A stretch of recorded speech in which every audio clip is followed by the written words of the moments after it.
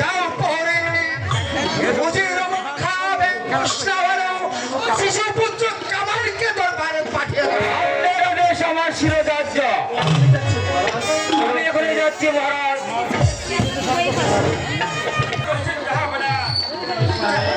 সাহেব আজ নিশিতে কি স্বপ্ন দেখিলাম, আমাকে ডেকে বলছে তুই শিক্ষারে চলে আয়।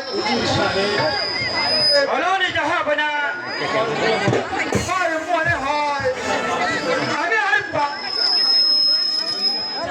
আমার একমাত্র কলিজার টুকরো শিশু কামাল আর সিংহাসন রেখে গেলাম আমি আপনার হাতে।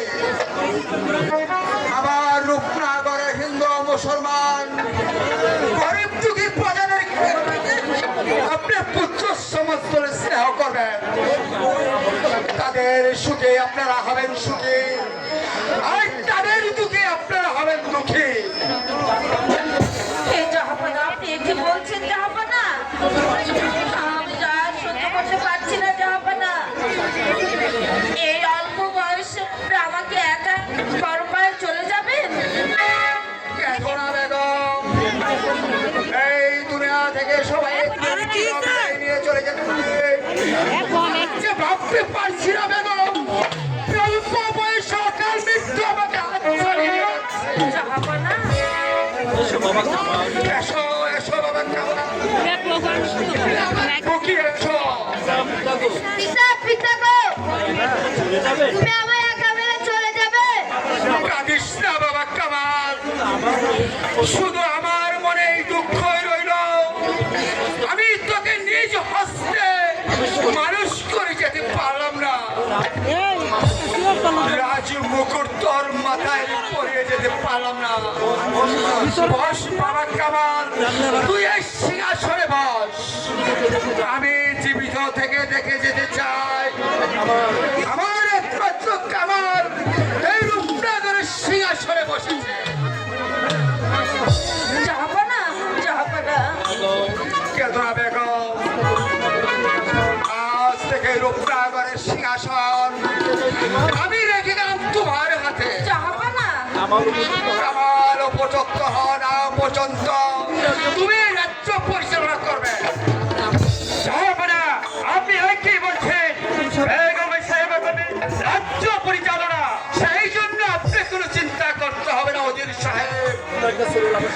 আপনার কাছে রইল আমার একটা শেষ অনুরোধ, আপনি সবসময় তাদের পাশেই থাকবেন। আর আমি যদি কোনোদিন আপনাদের সাথে ভুল করে থাকি তাহলে আমাকে ক্ষমা করে দিবেন। জাহাপানা পিতা জাহাপানা পিতা জাহাপানা কেদরা বেগম, কেদরা বাবা কামাল, আমার যে মৃত্যুর সময় হয়েছে তোমরা আমাকে বিদায় দাও বেগম।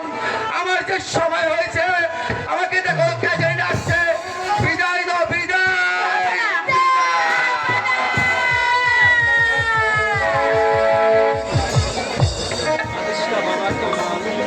আদেশ নেই বাপি কামাল, কাল রাত কি হবে?